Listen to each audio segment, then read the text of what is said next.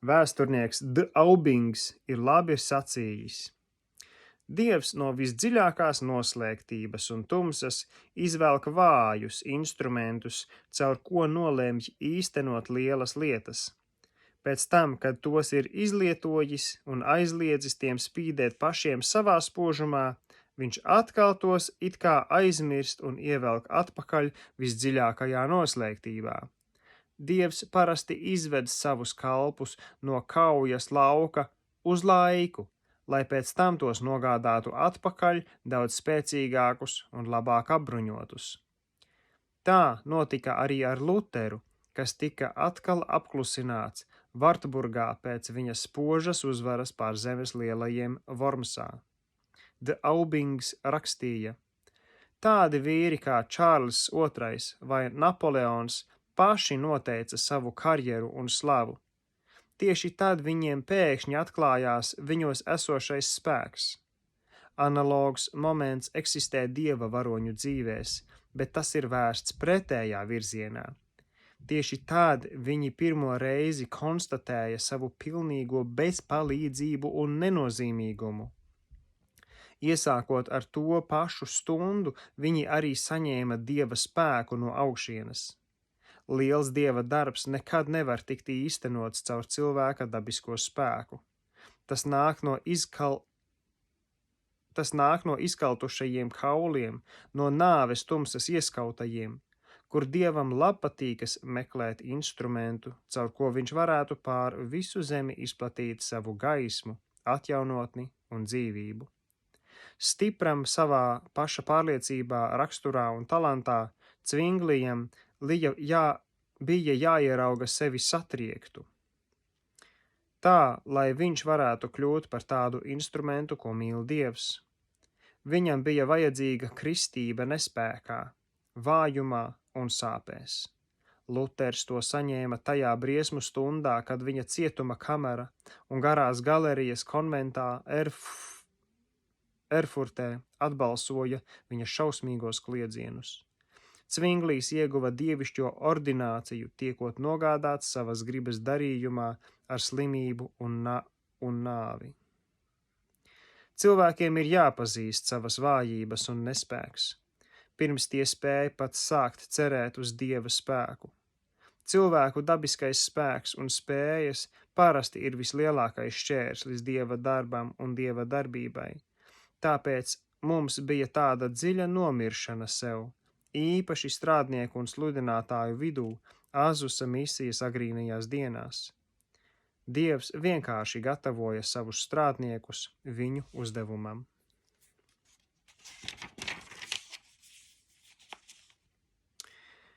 Kā atbilde uz lūgšanu, tas kungs pavēra man ceļu vest līdzi manu ģimeni, dodoties uz austrumiem. Es sludināju Denverā, svētuma kustības centros, kur mēs bijām darbojušies pirms ieradāmies Kalifornijā. Mums tur bija brīnišķīgs laiks. Tika izglābtas vairākas dvēseles viņu vidū, vesela ģimene, un svētie visapkārt tika vareni stiprināti. Kādi saņēma gara kristību. Man tur bija 3 sapulces. Dievs tur brīnišķīgi lietoja 2 meitenes. Viņas abas bija saņēmušas kristību un kalpoja ar lūgšanu.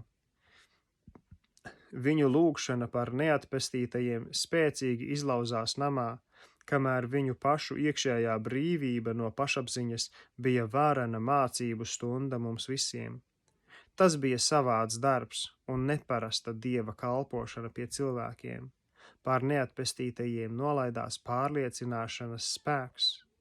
Mums no jauna bija jāmācās šī raksturvieta, kas dieva valstību nedabū kā bērniņš, tas nenāks tur iekšā. Marka 10. nodaļa 15. pants.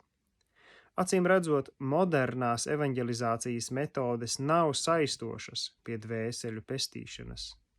Mums bija labāk jāpiesaistās savai īpašajai dāvanai, lai arī tas varēja būt kāds savāds darbs. Jesajas 28.21.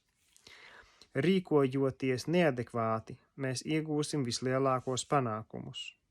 Un te ir jāsaprot, ka rīkojoties neadekvāti priekš cilvēkiem, bet adekvāti priekš dieva gara. lai Dievs iet savu ceļu cauri mums. Tajās dienās Dieva spēks un klātbūtne mūsu vidū pati bez mūsu piedalīšanās atgrieza grēciniekus, pat kad tie palika sēžam savās vietās. Mums nebija tos jāizvelk pie altāra un smagi jācīnās par tiem, lai tie tiktu pestīti. Viņi neiznāca pie altāra, lai cīnītos ar Dievu. Denverā bija daudz dziedāšanas garā, tieši tāpat kā Azusā. Šī dāvana šķiet pavadīja Dieva darbu it visur, kur tas izlauzās uz āru. Beidzot, 30. aprīlī sniega vētrā mēs sasniedzām savu ceļa mērķi Koneautu, Ohio. Tā kunga tuvums bija ar mums no paša sākuma. Tā bija svētuma misija. Mums patiešām tur nebija daudz ko darīt, kā tikai vērot, kā Dievs pats strādā. Gars no paša sākuma uzņēmās sapulču vadīšanu. Faktiski lielāko laika daļu mēs atradāmies ar seju pret grīdu lūgšanā. Es tikai ar grūtībām spēju pacelt galvu. Šī kauja piederēja tam kungam. Neviens cits nevarēja to tur izcīnīt, jo mēs sastapāmies ar vismuļķīgāko un vissstūrgalvīgāko pretošanos. Tas kungs mani jau bija brīdinājis par šādu stāvokli, pirms mēs atstājām Losandželosu. Līderim, kas man bija rakstījis uzaicinājumu, nebija pat visniecīgākā nojausma, ko īsti nozīmē vasarsvētki.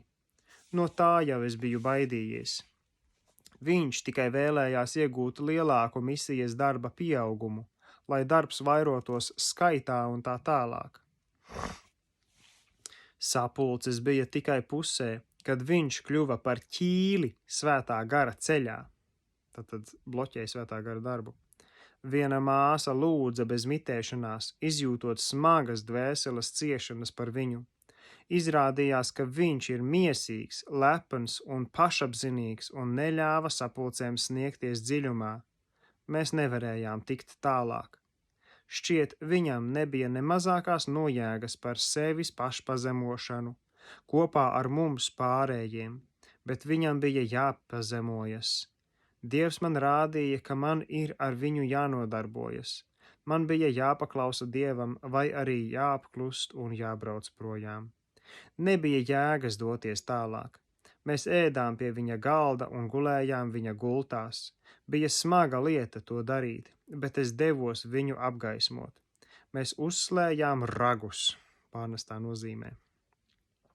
Un viņš man izmisīgi pretojās.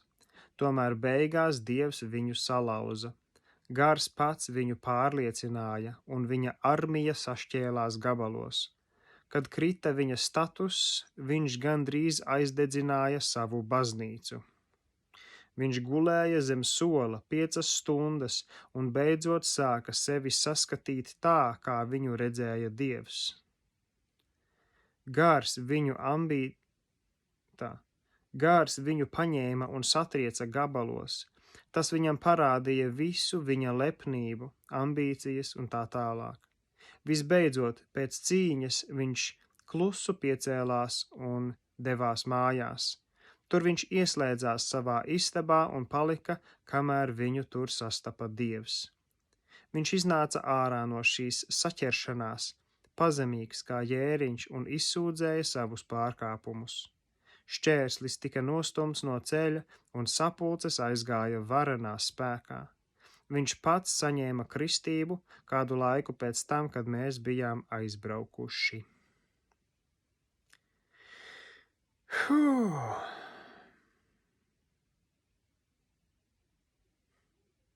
Drusku provokatīvs jautājums. Ja šos video varbūt kāds garīdznieks skatās,